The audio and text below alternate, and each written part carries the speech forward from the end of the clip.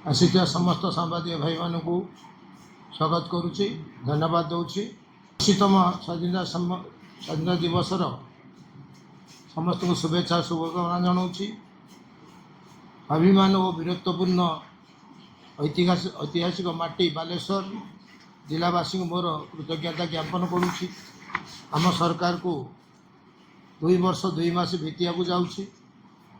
ଲୋକଙ୍କ ସରକାରରେ ସେବା, ସୁଶାସନ ଓ ସଫଳତାର ମଧୁର ଅନୁଭୂତି ଆଣିଦେଇଥିବାରୁ ମାନ୍ୟବର ମୁଖ୍ୟମନ୍ତ୍ରୀ ଶ୍ରୀଯୁକ୍ତ ମୋହନ ଚରଣ ମାଝୀଙ୍କୁ ଗଭୀର କୃତଜ୍ଞତା ଜଣାଉଛି। ଏବେ ଓଡ଼ିଶା ସାରା ବିକାଶର ଧାରା ଅନୁଭୂତି ହେଉଛି। ଆମର ଲକ୍ଷ୍ୟ ଏକ ଆତ୍ମନିର୍ଭରଶୀଳ ଓଡ଼ିଶା, ଏକ ସମୃଦ୍ଧ ଓଡ଼ିଶା, ବିକଶିତ ଭାରତ ତଥା ବିକଶିତ ଓଡ଼ିଶା ଆମର ସ୍ୱପ୍ନ ଓ ସଂକଳ୍ପ। ସବକା ସାଥ, ସବକା ବିକାଶ, ସବକା ବିଶ୍ୱାସ ଏବଂ ସବକା ପ୍ରୟାସରେ ବିଶ୍ୱାସ ରଖି ଏକ ସମତା ସମ୍ପନ୍ନ ସମାଜ ଗଠନ ପାଇଁ ଆମ ସରକାର ଅଙ୍ଗୀକାରବଦ୍ଧ। ଆମେ ଆଚରଣ ଓ ଉଚ୍ଚାରଣରେ ଏକାତ୍ମ ମାନବବାଦ ଦର୍ଶନ ପ୍ରୟୋଗ କରିବା ପାଇଁ ପ୍ରତିବଦ୍ଧ।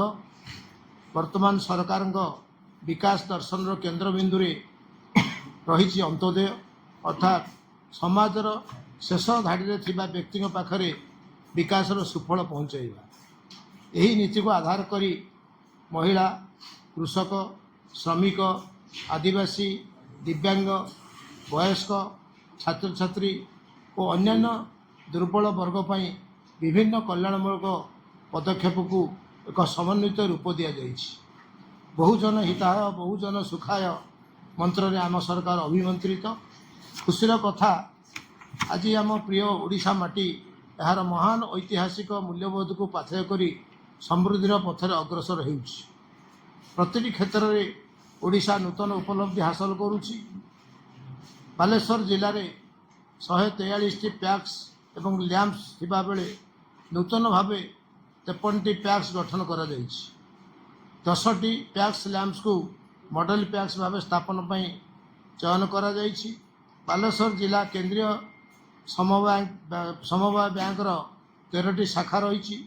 ଚାଷୀମାନଙ୍କୁ ଋଣ ଓ ଆର୍ଥିକ ସେବା ଯୋଗାଇବା ସହିତ ଗ୍ରାମୀଣ ଅର୍ଥନୀତିକୁ ସୁଦୃଢ଼ କରିବା ଦିଗରେ ଏହି ବ୍ୟାଙ୍କର ଭୂମିକା ଅତ୍ୟନ୍ତ ଗୁରୁତ୍ୱପୂର୍ଣ୍ଣ। ବାଲେଶ୍ୱର ଜିଲ୍ଲାରେ ପ୍ରଧାନମନ୍ତ୍ରୀ ଫସଲ ବୀମା ଯୋଜନା ଅଧୀନରେ 87,410 ଜଣ ଚାଷୀ ପଞ୍ଜୀକୃତ କରିଛନ୍ତି।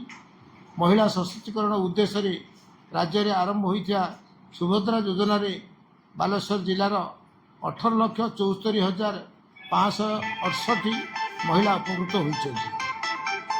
ଏହି ଜିଲ୍ଲାରେ 1,18,156 ଜଣ ମହିଳା ଆଜି ଆତ୍ମନିର୍ଭର ହେବା ସହ ଲକ୍ଷପତି ଦିଦି ହୋଇପାରିଛନ୍ତି। ଗତ ବର୍ଷ ଜିଲ୍ଲାର 31,155 ଜଣ ମହିଳା ମମତା ପ୍ରଧାନମନ୍ତ୍ରୀ ମାତୃବନ୍ଦନା ଯୋଜନାରେ ସାମିଲ ହୋଇଛନ୍ତି।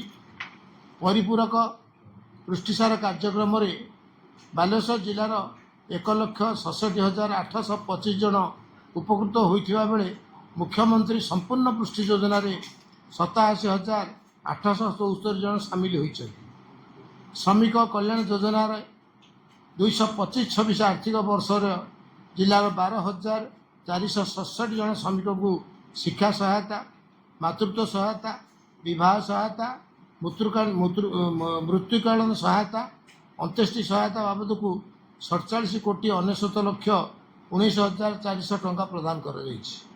ଶ୍ରମିକ କଲ୍ୟାଣ ଯୋଜନାରେ ଚଳିତ ବର୍ଷ ଅପ୍ରେଲରୁ ଅଦ୍ୟାବଧି 8,161 ଜଣ ହିତାଧିକାରୀଙ୍କୁ 34,06,04,800 ଟଙ୍କା ପ୍ରଦାନ କରାଯାଇଛି।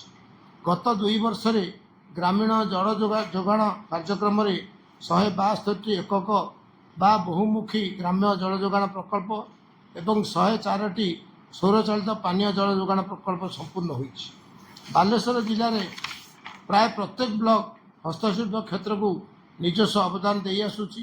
ପଥର ଖୋଦେଇ, ଟେରାକୋଟା, ବେତ ଓ ବାଉଁଶ କାରିଗରୀ, ଜୁଟ୍ କ୍ରାଫ୍ଟ, ସବାଇ ଘାସ କାରିଗରୀ, ଚାନ୍ଦୁଆ, ଧାନ କାରିଗରୀ, ଲାଖ କାରିଗରୀ ଆଦି ଏଠାକାର ପ୍ରମୁଖ ହସ୍ତଶିଳ୍ପ।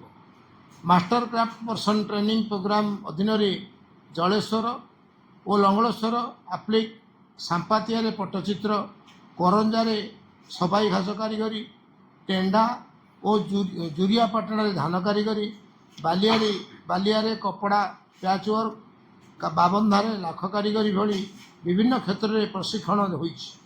ଜାମୁଝାଡ଼ି ଶିମୁଳିଆଠାରେ ବାଉଁଶ କାରିଗରୀ ଏବଂ ଔପଦାର ଜୋକାଗାଡ଼ିଆଠାରେ ପଥର ଖୋଦେଇ ପ୍ରଶିକ୍ଷଣ ଦିଆଯାଉଛି। ବିଗତ 2 ବର୍ଷ ଆମ ପାଇଁ ଥିଲା ଏକ ଆହ୍ୱାନର ବର୍ଷ। ମହାପ୍ରଭୁ ଶ୍ରୀ ଜଗନ୍ନାଥଙ୍କ ଆଶୀର୍ବାଦରେ ଆମର ସବୁ ପ୍ରମୁଖ ପ୍ରତିଶ୍ରୁତିକି ଆମେ ପୂରଣ କରିପାରିଛୁ। ମୁଖ୍ୟମନ୍ତ୍ରୀ ଅନ୍ନପୂର୍ଣ୍ଣା ଯୋଜନା ଏକ ସୁସ୍ଥ, ସମୃଦ୍ଧ ଏବଂ କ୍ଷୁଧାମୁକ୍ତ ଓଡ଼ିଶା ଗଠନ ଦିଗରେ କ୍ରାନ୍ତିକାରୀ ପଦକ୍ଷେପ।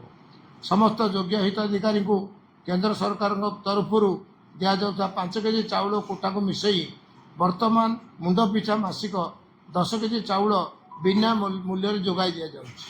ସୁଭଦ୍ରା ଯୋଜନାରେ 1 କୋଟିରୁ ଅଧିକ ମହିଳାକୁ ଶସ୍ୟ କରାଯାଇଛି। ମମତା ଯୋଜନା ମାଧ୍ୟମରେ 8,80,000ରୁ ଅଧିକ ହିତାଧିକାରୀଙ୍କୁ 856 କୋଟିରୁ ଅଧିକ ଅର୍ଥରାଶି ବିତରଣ କରାଯାଇଛି।